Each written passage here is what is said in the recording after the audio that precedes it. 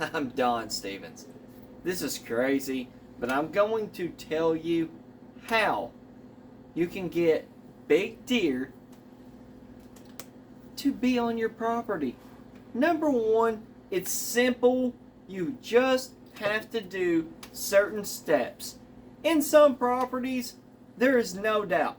You're just not going to have big deer. You're not going to have it.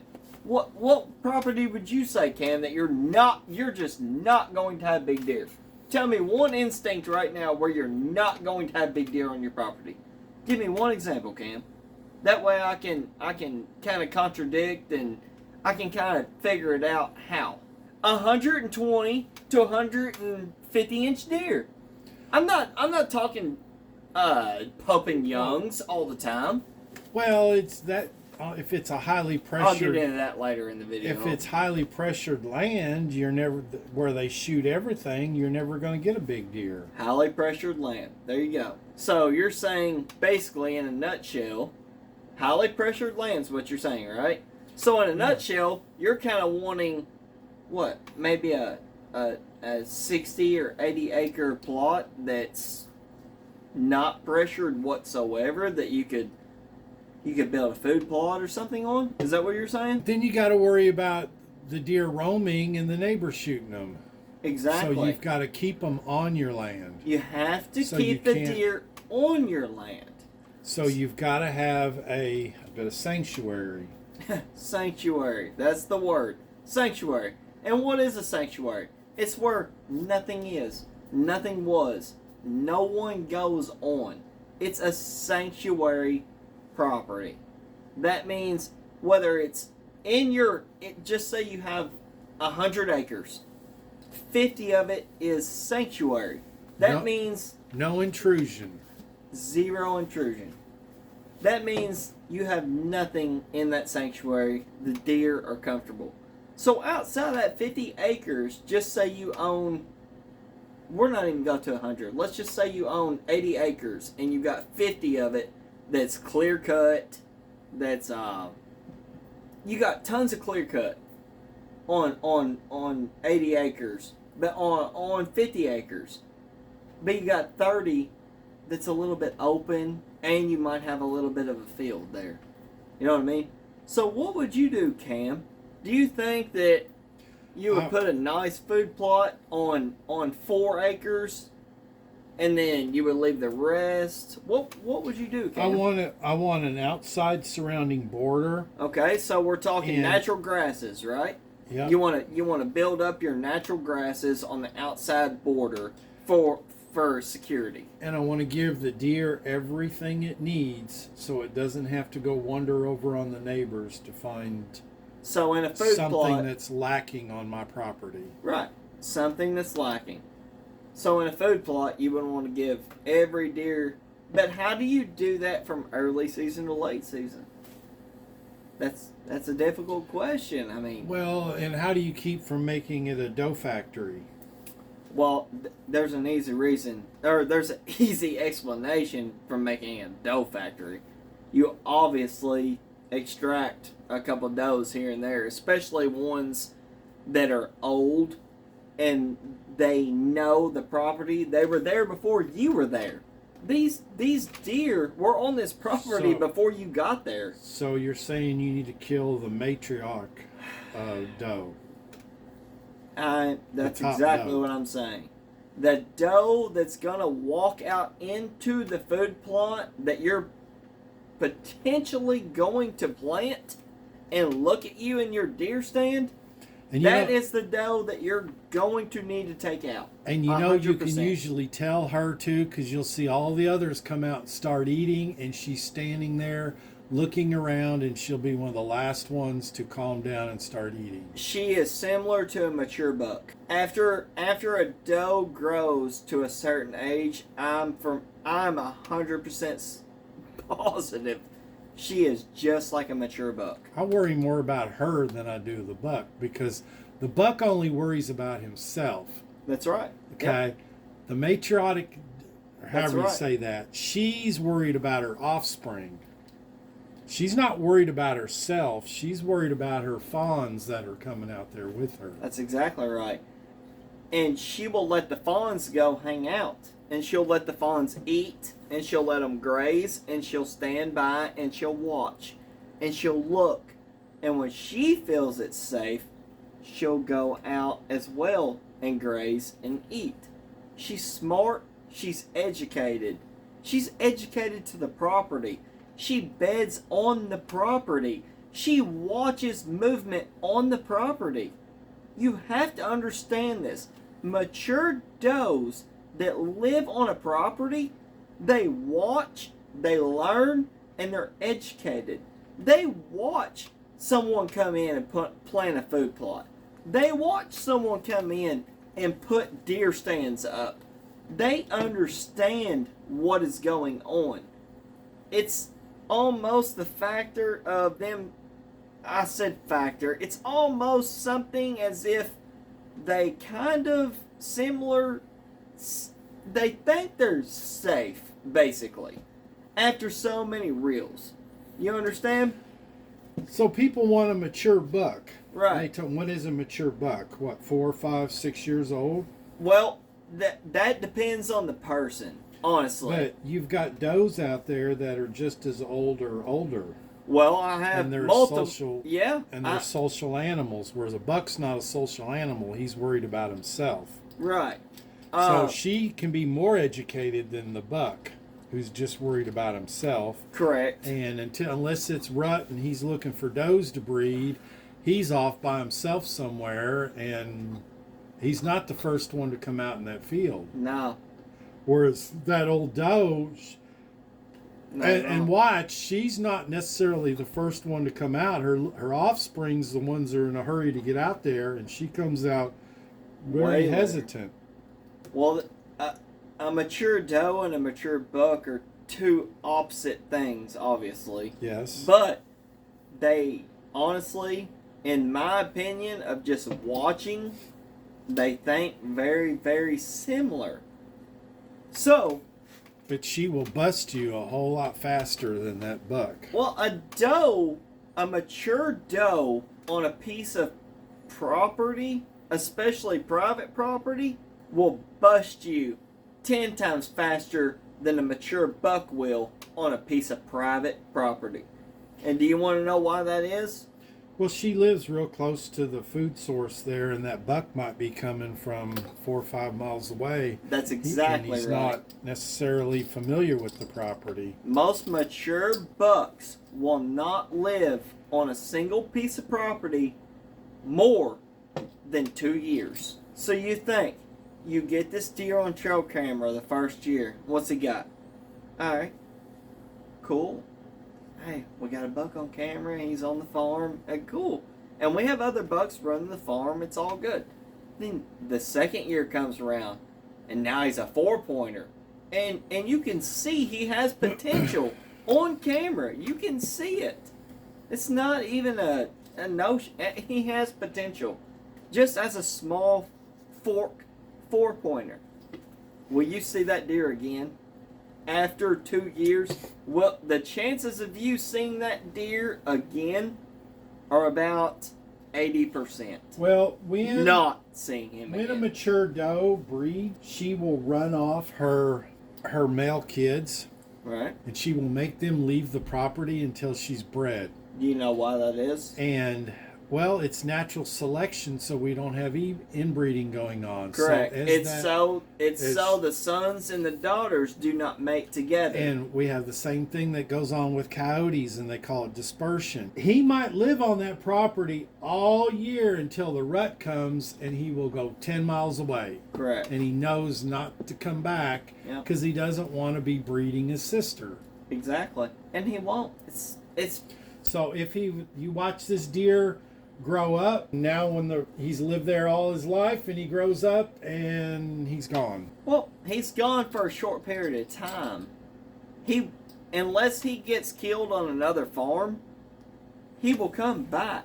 It's just like the rut. You have to think about this. In the rut, listen to guys like Don Higgins. I'll just name Don Higgins because if you don't listen to him, you're doing something wrong. Don Higgins pretty much Just listen to Doc Higgins. But anyways, listen to what he says. It's not about the moon phase. It's not about this. It's not about that. You know what it is? It's about does in daylight. There's a system in place for these does. They come into heat in the same place, in the same time, in the same year. Just like last year, if you have a hot spot for a, what would you call this?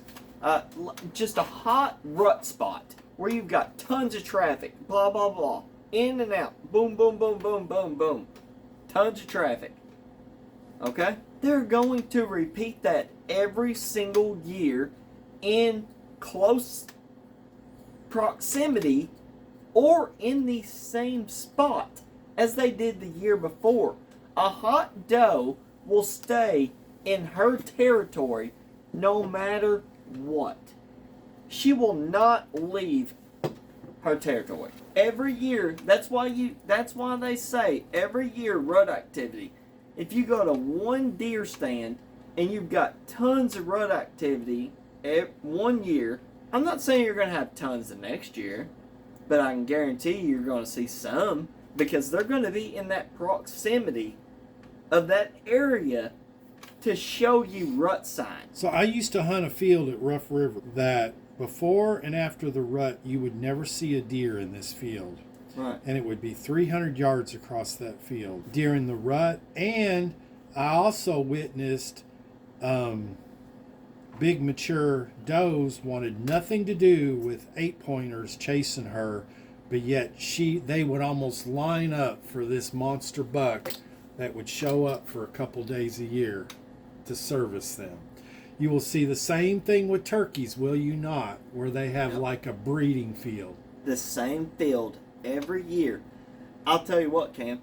I drive by, literally, on my way to work. I could pinpoint this field, and if I have any followers or anything, they would know what I'm talking about. You drive by this field, and I drive by it every day. And on the left, I look into it every day because it's a huge open field. Sometimes it's in beans, sometimes it's in corn. But you know what? I have turkeys there non-stop in this same field. And they're breeding there. It is a spot. That's where turkeys are. You have to mentally and physically figure out where these animals are, and you have to go after them. You cannot think like, I have 40 acres. I'm just going to sit here and call, and a turkey's going to come to me with a decoy in my field. If there's no turkeys in the area, that's not going to happen. I think a lot of times the doe selects the buck that she's going to let breed her. That's why bucks have big antlers. That's why we've got... I think you will see it with turkeys too. Yep. They're not letting that little Jake breed her. Nope. That's why they're putting on a show. She wants the big old Tom to come in there. And that's why they're running from the buck, because he and the guy. It's just like a bunch of 20-year-olds going to a bar, right? I couldn't agree with you more. Yep. That I agree 100% with you. How do we put that into words for the podcast? I'm not real sure. How do you scientifically prove that? But right. How do you prove that? I've just seen it, and I think that right. What motto could we even come close to using? Oh Lordy, I don't know what motto you could even put on that, but yeah. So you know when the big boy comes into the field, you know. See, this one I'm talking about at Rough River, when we watched him, and we could he would show up in that field, and it was CRP, and we never could get him. He would only show up between about 11 and 2. And you're talking about midday, 11 and 2? Yes. Okay. And he would show up, and all you could see is his rack. Right. And we were too afraid we were gun hunting. We were too afraid to take the shot. You didn't, We didn't know if he's quartering away or two. Right. And I'm telling you, those does were almost lined up. There was 8-pointers chasing the does, and they're running for them. They didn't want but nothing they to do were with them. almost lined up to be bred by the big guy. Right. That's what we want, the big guy to breed. He did not waste his time chasing the does because they would come to him when they were ready. He's not chasing them 3 or 4 days before they come in heat. He just comes through and... I get that. So let me ask you another question, Cam. What do you think about this? Like, just... What do you think about this? So, the mature does, and when I say mature doe, I'm talking 3 years old or older. And when I say mature buck, me, myself, here in Kentucky, I say 3 years or older. A lot of people might disagree with me. A lot of people on a mature buck might say they need to be 4 or 5 or...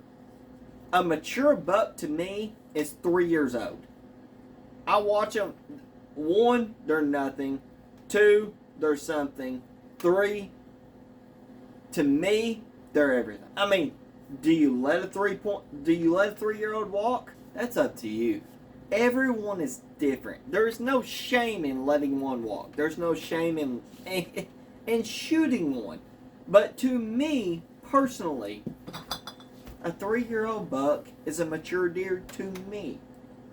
And the reason I think he's mature is because whenever I put him on my wall, I mean, I'm serious. When I put him on the wall, I mean, my ceiling is here, and I put the deer here, and his rack is right up against the ceiling. I can't fit what would you say, a 4-year-old would be bigger? I couldn't fit a 4-year-old on my wall, I guess. I'm not sure, but I can't fit a 4-year-old on my wall, I guess, unless he's wider or this big around. But how do you age a mount? How do you age a mount, or how do you age a deer? He's on your wall as a shoulder mount. How do you know how old that is? You don't. Look at one? You do not. You can only look and you can think that deer is a 3-year-old or that deer is a 4-year-old. You cannot age a deer. All you're going by is the rack. Exactly. You cannot age a deer unless you physically get a tooth and send it off. Then you can age a deer. That's the only way to age a deer. I would guesstimate every deer on my wall is 3 to 4 years old. Honestly. How do you know they're not 5 or 6? I don't. There could be a 5-year-old on my wall that is just like that one I shot last year. The real wide 9-pointer that I shot last year. He's not tall. He's just this freaking wide. He could be an old 5-year-old, 6-year-old deer. And he shows gray in his face. But what does that matter either? I don't know. You have to. Well, I used to believe the gray stuff, and I'm not really a believer in the gray stuff anymore. Well, you just never know. Well, look at the deer. I know 40-year-olds that have gray hair. Look at the deer you killed. I know. I thought it was a lot older than he was. He was solid gray. But you look at his teeth, and that deer, me personally, I think that deer's 3-year-old deer. His teeth. We're going to find out because we're sending the teeth off. We're finding out because we're sending the teeth off. But there's no wear on the teeth. I mean, he's mature, but there is no wear. Very, very mature buck. Great. That was the 10-pointer. Yeah. Yep. Very, very mature 10-pointer. Great deer. But I've watched deer, and if you don't harvest them this year, and next year you think he's going to get bigger, and he goes the opposite. That 10-pointer turns into an 8, and he goes downhill. That, or if you're hunting properties like me and you are, we have neighbors. Everybody has neighbors. So, this is the whole point of this whole podcast is we're trying to let light on people and honestly just do what makes you happy. Right, Cam? Don't you think the same thing? Yeah, are you happy with the deer you shot? Right. Quit worrying about, oh, my friend's going to be, my friend shot a 12 12 pointer, or be happy with the deer you kill. It's if you harvest it, you harvest it. Whether it's with a gun, whether it's with a bow, crossbow, it doesn't matter. Be happy with your deer. Just be extremely happy and get the meat off of it. And if you don't even like deer meat, send it. There's tons and tons and tons of people. Every state has Feed the Homeless now. Right, Feed the Homeless. There's tons of people. Just don't waste it. You know, no you can drop wasting. Drop it off at a butcher block. Drop it off somewhere. Like I said, they'll feed the homeless with it. They'll do anything with the deer meat. Me and Cam have even talked about going out and harvesting more does just here in the state of Kentucky. And doing that, you know, the Feed the Homeless. We're probably going to do that and put on some more videos for you guys. And I mean, I think it'll be really good, don't you? Yes, I do. That'd be great. So back to the mineral stuff. What is what is the best soil? Up, Cam. What is the best kind of soil to make a mineral site in? The best kind of soil to make a mineral site in? I have more success on a clay type soil. If it's loomy like in the woods, I think it just soaks right in, and that's why I got to put it on stumps if it's in the woods, because something's got to absorb it up and not wash away. Right.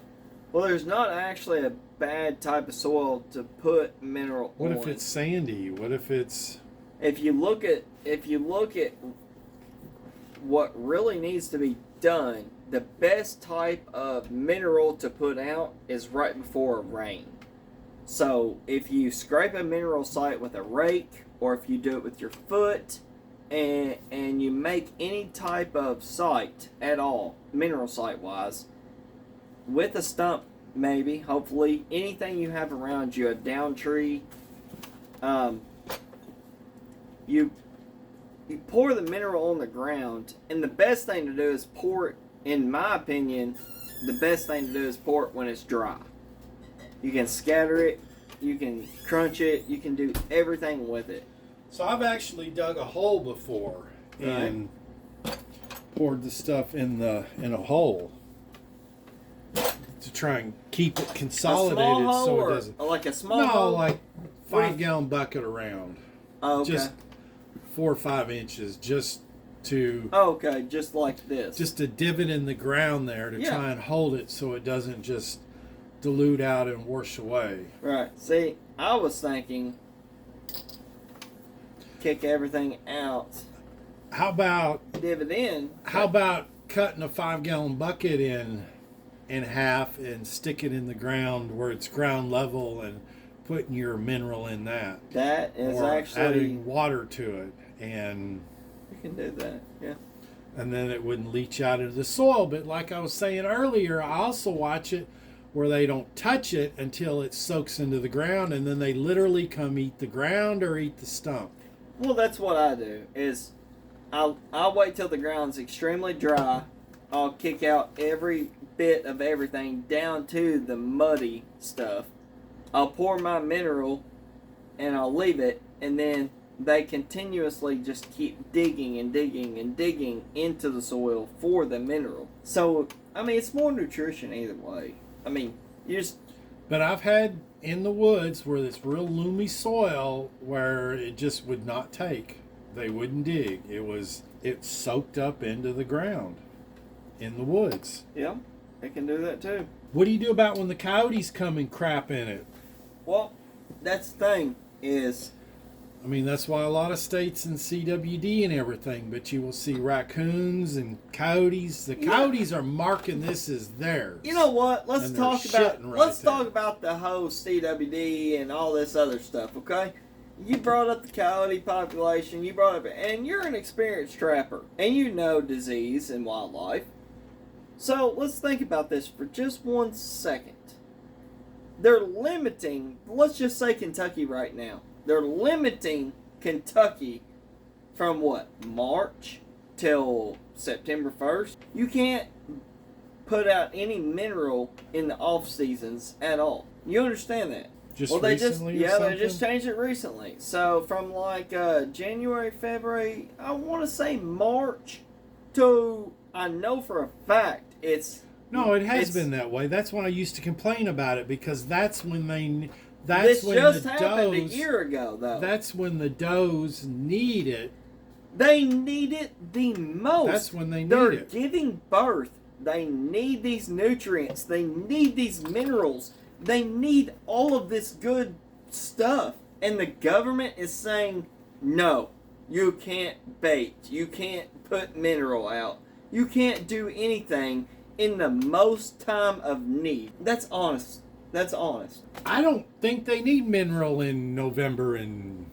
No, not November, December. It's not. No. They have to be growing. I'm talking about March through August. That's when they need it the most. And Kentucky says no. CWD, that's what it's called, right? CWD? Chronic wasting disease, but... Because of mineral sites? I can't understand if a guy's going out there and pouring 300 pounds of corn on the ground, and you've got deer from 3 acres away on each direction coming, that could cause a problem. But when you're on your own property and you're producing your deer herd and wanting to keep them healthy, explain that to me. I can't. You want to keep your deer herd healthy. Nothing they have really done has stopped or slowed CWD. They've gone other states up north and killed them all off and everything, and that's like trying to stop blue tongue. They have not done anything to stop hemorrhagic fever or blue tongue, whatever it's called. So what's the end process here? It'll come to no baiting in Kentucky. That's what it'll come to. Which, if that happens, that's fine. I could care less. I don't consider mineral sites baiting, though. Baiting is pouring out bags of corn. No, not mineral. That's what I mean. They'll come to non-baiting, which means you can't pour out 200 pounds of corn and set in a deer stand 20 yards up in the air or away and kill a deer. That's baiting. I'm not saying there's anything wrong with that at all. Everyone is allowed to do that. There's no problems with it. But most states you can't. No, some states you can, but yeah, a lot of states you can't. You have to look that up. So it's interesting because you can't pour out corn in Kentucky. In a you pile, can pour out a corn pile, but yet you can this big. You can't pour out a pile of corn, but you can plant that field in corn and leave it. Right. What good is that? Makes zero sense to me. But absolute zero. Highly educated biologists are the ones that make these decisions and tell you what's best. And guess you have to go by that then. Let's get into the next video. I'll see you guys in a moment. Adios. You want to make a good episode right here? They'll get hundreds and hundreds and hundreds of likes. Sure. Ask me fucking questions and I'll tell you. I have it all. Ask me whatever you want. I can fucking answer anything. I want to know, what is this? Deer hunting? I got it. I want to know, what is the secret to having a successful mineral site? Alright. And how many should you have on a piece of property? Are you going to ask these questions? Should they be... I really have to figure this out. Should they be next to a water source or not? I have to figure this out. Hang on real quick. So what are you going to say? I was arguing this with my son. A mineral site doesn't have to have any water anywhere. Then why do people recommend that it's close to a water source? A mineral site? Yeah. There's no water that's required with mineral because the earth has there's so many nutrients in the soil. I don't believe that deer have to have water every day. Deer don't have to have water whatsoever. They get their water off of plants. Everything is off of green, every vegetation. Deer do not even have to drink water. 95% how do you of their water. explain deer out there where there's not a water source within miles of them, and people think they have to have water to drink every day? Vegetation. What vegetation do they have around them? What are these squirrels out in my backyard? Where are they getting their water? What do you think? Getting it from the same place everybody's getting water. I mean, Yeah, but right from there's nowhere for them to drink around here. Right. They're getting it from water puddles. They're getting it from drains out in the front yard. We're in a drought and it hasn't rained in a month. You're talking about a squirrel in the city or a squirrel in the county? In the county, in the middle of the woods, when it hadn't rained for a month, where's a squirrel getting their water source? They don't have to have water to live every day.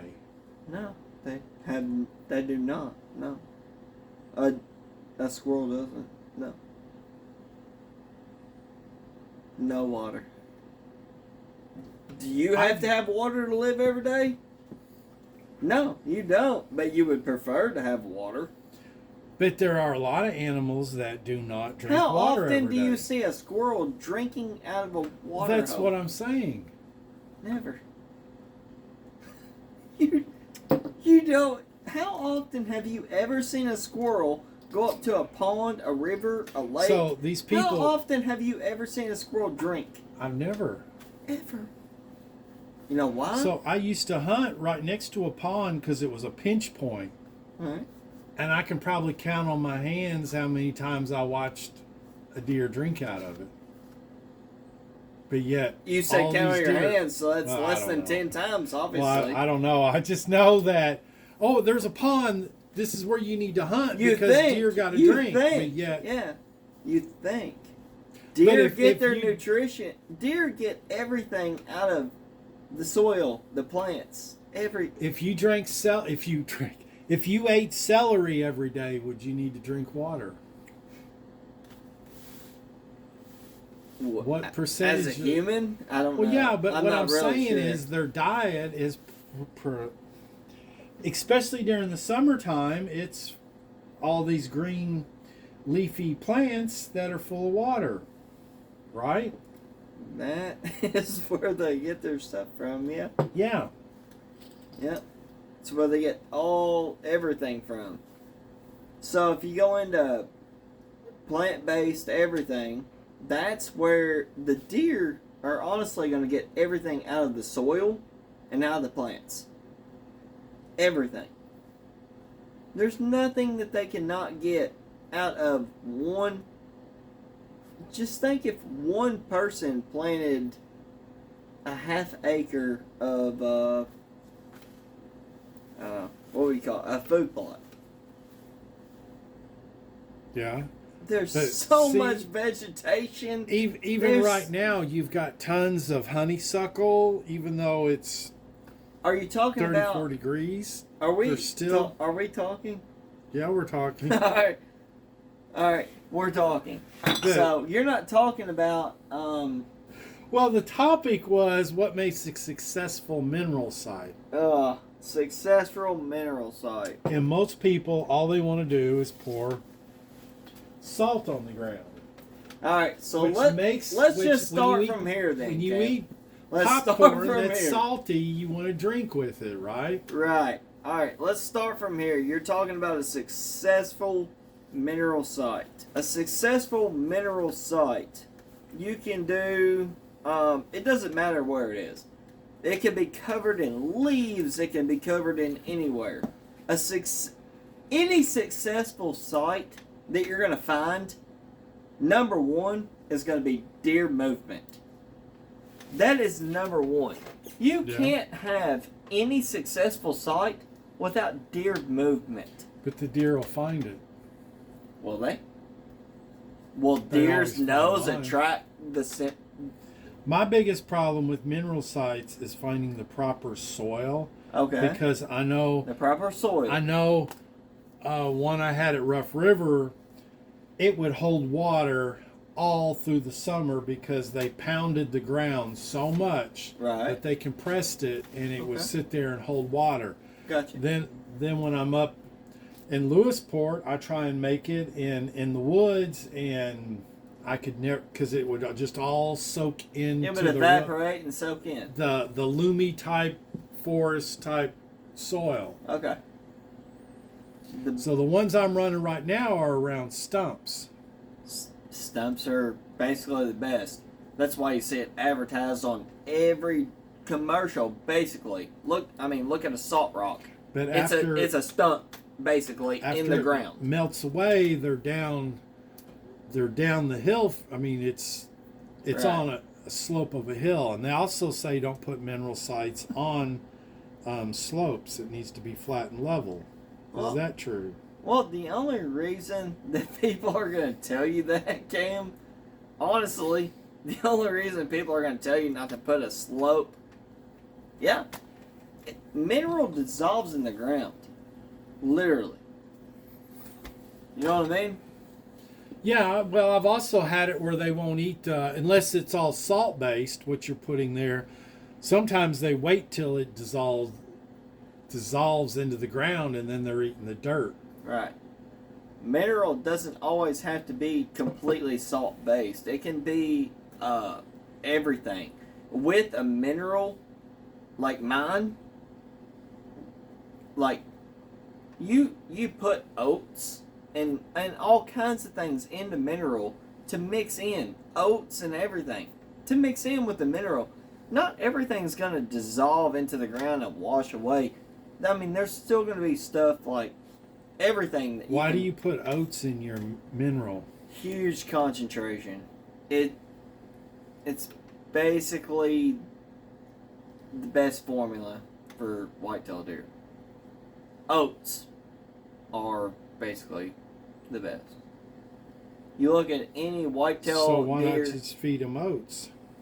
Well, you could feed a deer oats, but the amount of oats that you would have to feed one whitetail compared to mixing it into your mineral is, I mean, you're talking 1 to 1,000. You put oats into your mineral and you disperse it into the ground. It's so well concentrated. It's so well everything. It is right there. There is no, let me make a water hole. Let me make this. Let me make that. So what is a mineral site how is that different than just a salt lick? Because salt really is no nutritional value to a deer. Correct. Salt is Salt's not gonna, that's just sodium chloride. It's not gonna build antlers. You gotta have calcium and That's right. phosphorus. That's right. You have to have ingredients in your proteins to make antler growth. And what you want to do by doing that is But antlers are made, I know our bones are not just calcium. They've also got magnesium, and you got to have a protein matrix. Like when antlers are growing, that's actually protein, almost like I'm not a biologist. Correct. But, like a small kid, their bones are just cartilage until they ossify. That's exactly right. Yeah. But that's why if you look at velvet deer, they got veins all around them. Yep. And that's right. That's exactly right. So that leads me to my next question, which is, what time of year is most important to have mineral sites? People go out right before they rut and throw out a bunch of salt, but really that's not doing anything for antler growth. That's not true at all. The main time of year to have antler growth and to have the best nutrition, and I said nutrition, but I mean like anything and everything that involves a deer's antler growth is gonna come exactly after rut. Which is, I mean, maybe not right after rut, but when deer are losing. It's not after they lost their antlers, like Yes. in February. I always thought like March would be the. In Kentucky, I would think it'd be around mid to late February. That is when that's when the proteins and things need to really, really, really take form. That's when you really need to start getting these deer all their minerals and everything they need, and the deer that the nursing, the women. Well, that was that have my had next babies my next thing where I think it's the most important time is in July when the fawns are dropping, and it's Right. not just for antler growth. No, but it's not. Not at all. The mother needs plenty of calcium Yes. to form that fawn. Yep. So he's got a good structure when he starts. Yep. And I think that's why you will see 1.5-year-olds that have racks and others just a spike or a pickle fork. Yep. Whenever you have good good hormones and everything with a deer, you're gonna see a 1-year-old deer is not gonna have 2 spikes sticking out of his head. Not a 1-year-old. You're gonna see a 4-pointer as a 1-year-old. That's gonna be good genetics. That's gonna be everything that they're eating and their minerals. That's gonna be everything for a 1-year-old deer. A nice little 4-point. He's not gonna be huge. He might be this big, but it doesn't matter. He's not gonna have 2 little forks out of his head as a 1-year-old. If he's got a 4-point mass out of his head as a 1-year-old, he's getting good nutrition. He's getting good everything. He's healthy, extremely healthy. So it starts with his mother. It starts with the mother, yes, 100% with the mother, and it starts with what the mother is getting. That is the main focus. We should rewind everything that I'm saying right now. We're talking about growing antler mass, and we're talking about getting big deer. We're talking about growing giants. That is not even the key. That's not the key to anything. The key is the mothers and the nutrition that the mothers are getting, that they're producing to their fawns. That is everything. If a fawn if they're healthy, they're growing big. There is no question about it. And as long as they stay in your mineral and getting nutrition from your mineral, they're going to keep growing and growing and growing and growing. That's how you produce big deer on a scale, not a private land deer. I'm saying, or not a public land deer, a private land deer if you want them to succeed. So there was a big study down on King Ranch down in Texas where they called all the bucks that did not have, like a 2.5-year-old that was not an 8-pointer. Right. They shot them all. They had 3 different groups where they did that. Then they had one part of the ranch they didn't do anything. Right. Well, anyways, the results of that, and when people think they're going to shoot deer because it's rack, anyways, they found that 50% of a deer's antlers, the DNA, 50% came from the mother. I would say over 50% came. So you can't, if you go shooting some deer because of his rack and you're blaming it his dad, well, some of it has to do with the mother too. Well, it all does. Like I said, and that's why you need to have the right ingredients.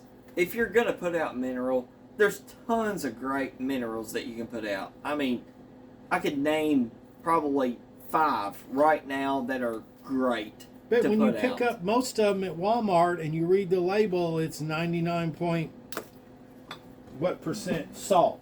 Right. And that's the thing with minerals, is most of it is salt. You look at you look at everything. Everything's salt. It's a concentrate. It's a concentrate of a bunch of different things. So And this stuff in this black bottle here is the ingredients are sodium hydroxide, right. salt, dextrose, natural and artificial flavors. Oh, okay. So basically, salt. Salt and sugar. Salt and sugar. Dextrose is sugar. Right. So how is that really going to What brand is that? Do we want to say the brand on there? No, we don't. All right. Okay. But it's in all the box stores. Okay.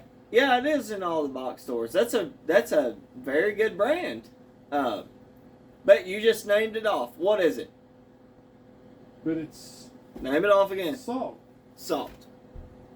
And sodium hydroxide. Really? I mean, you know, I have seen deer go and when farmers put lime on their field. Right. Go look at those piles and you'll see deer tracks in them where the deer are actually eating that lime Right. for the calcium. Calcium based. Because nowhere on that label does it say calcium. All right. So Cam, what do you think? You're Cam's behind the camera. Cam, what do you think? What do I think? What do you think the best ingredient is, or do you want me to tell you what the best ingredient is? I think the most important ingredient is dicalcium phosphate. Dicalcium phosphate. Yep. I agree with you 100%. You have to have some salt in there to get them to eat it because because lime doesn't taste very good. No, it doesn't. But if the deer is deficient in it, he's going to go eat it. All right. So give me one reason, Cam, that you think that the deer are going to come to that specific thing other than, let's not name any names, but let's just say a rock that's broke up into pieces scattered on top of the ground, full of salt. Those rocks, they just dug those out of the ground. No. Let me ask you the question one more time, Cam, so the listeners and everyone else can, and you know, what is going to make your product better from what you just said, different than a rock this big, okay, broke up, just say, or even together, put on the ground? What do you think the difference is between that rock put on the ground or broke up? Is the difference between what you're thinking? The hunk of salt broke up on the ground has no nutritional value. It's a hunk of salt. Correct. It has no nutritious value. Nothing. So where do we go from here? So we have I'm just going to say it, a rock salt on the ground, and we have what? What do you think is better than a chunk of rock salt? I think you need on the ground. You need trace minerals with calcium, manganese, magnesium, phosphorus, range minerals. So he shows how to make his coyote bait. Shows everything that goes into it, and he's making it in a tub like this, and it's got. But the thing is, I forget. It's like 20 pounds of groundhog, and then he's opening packages of ground beef, and shows everything that goes in there, and then smokes, smoked meat, and all this other stuff. Well, the thing is, on YouTube, people are going to end up buying it because that's too complicated. Right. So those little tubs of bait there, they go for about $40 for a thing like that. That's what people are going to pay. Really? $40 for that? I'm not willing to do that. I'm going to make my own. And then people are like, oh no, yours aren't as good as... Yeah, you're exactly right. Well, I catch coyotes on it. That's exactly right, you do. And whenever you're catching coyotes, you know are you putting neoprenes on? Are you doing every little scent? Like, oh my gosh, you cannot leave a trace of scent on this track. I did it first. To catch a coyote. I did it first till I realized that coyote knows you were there no matter what you do, unless you wear a Tyvek suit, a hairnet, and this, and rubber boots, and I bet you still can't cover it up. But he also knows you're not there now. A coyote's going to know whether you're there or not. Excuse me. But I wear gloves, and I wear nitro gloves when I'm doing it, just because I like to have clean hands. I don't want I don't want that stuff on my hands. You don't want what on your hands? I don't want, and I gotta go drive a car home. And Yeah, we'll just cut you out of the video. It's fine. Okay. yeah, people put kneeling pads down and all that.